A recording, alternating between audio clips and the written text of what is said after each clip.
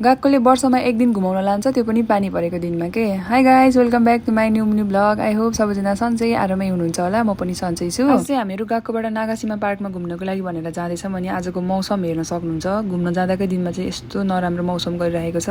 आफू मात्रै पर्सनल जान लागेको भए अब पानी पर्यो, चिसो भयो, क्यान्सल गर्छु भन्न नि मिल्छ नि त। तर गएकोबाट जान लागेको त्यस्तो भन्न चाहिँ मिल्दैन साथीहरू। त्यही भएर म चाहिँ गएको पुगिहालेँ। अनि अर्को कुरा चाहिँ मैले आजको भोइस ओभर पनि नाइट कामबाटै गर्दैछु के। अरू बेला नि हल्का टाइम त हुन्छ, तर अरू कुरा हेर्दै ठिक्क हुन्छ नि त। अनि आज मैले धेरै जस्तो चाहिँ आजकै नाइट काममा गर्छु नि त, भिडियो एडिटहरू भोइस ओभरहरू गरिरहेको हुन्छु। त्यही भएर एकजना ओजिसान उठेर चाहिँ त्यसरी नै कराउने बानी छ के। अनि ब्याकग्राउन्डमा चाहिँ हल्का साउन्ड आइरहेछ होला, माइन्ड नगर्नुहोस् है। गर्दा गर्दै हामी चाहिँ बसमा नि चढिहाल्यौँ। अनि सरदारले फेरि चढ्दा बित्तिकै यो ओखासी खाने भनेर देखाएर हाँस्दैछिन्।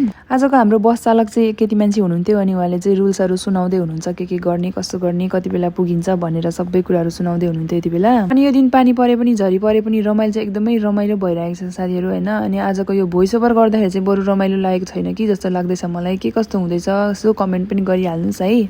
गएको जाँदा होस् कि घुम्न जाँदा होस् कि केही नखाइ चाहिँ मलाई निक्लिनै मन लाग्दैन कि रुमबाट। मेरो साथीहरू फेरि के भएको बिहान बिहान केही नखाइकन आएको रे भोकै। अनि त्यही भएर सरिताले यो ओखासी मलाई पनि खाऊ कि खाऊ भनेर जबरजस्ती गर्दैछिन्।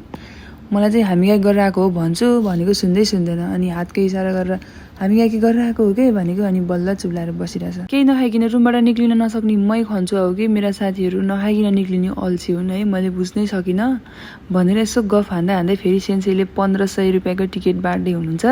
हामी चाहिँ नागासीमा पार्क गरेर चाहिँ यो 1500को चाहिँ केही चिज खान अथवा केही किन्न पाउँछौँ कि फ्रीमा। सो गाइज हामी चाहिँ अघि नै हिँडेर पनि पुग्ने बेला भइसक्यो। मैले चाहिँ भिडियो बनाउनै बिर्सेछु क्या। अनि मेरो फोनमा स्पेस पनि छैन नि त। अब भिडियो बनाउनु मन लागेर के गर्नु, बनाउँछु है। त्यो भिडियोलाई छिटो पोस्ट नगरेर डिलिट नगरेसम्म चाहिँ अर्को भ्लग गर्नै मिल्दैन। त्यही भएर चाहिँ एकदमै गाह्रो छ क्या मलाई आजकल। त्यति मात्र होइन क्या साथीहरू, अझै मेरो यो 3 मिनटको भोइस ओभर गर्नको लागि मेरो फोन लगभग 10 देखि 15 जति लक लाग्छ। अनि अब आफूले के सोचिरहेको हुन्छ, एक लाइन बोलौँ भनेर सोचेको बेलामा बिचमै लक लाग्यो भने त्यो फेरि बोल्नुपर्छ के।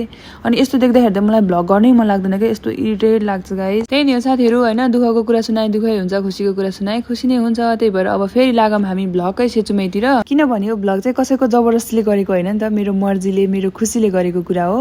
त्यही भएर चाहिँ फोन अफ होस् कि लक लागोस् कि होइन, स्पेस फुल भएर भिडियो डिलिट गर्दै भए पनि भ्लग गर्नु परोस् कि मलाई केही पनि मतलब छैन।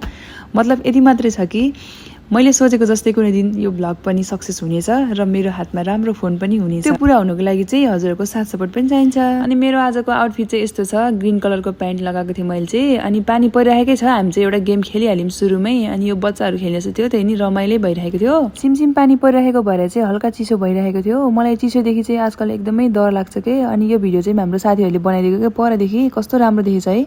अनि आजको भिडियो चाहिँ एकदमै धेरै लामो हुने भयो के। त्यही भएर मैले 3 मिनटमै इन गर्न चाहेँ। के कस्तो लाग्यो हाम्रो पार्ट 1 है। अनि पार्ट 2 पनि आउँछ, वेट गर्नु होला। By by, thank you.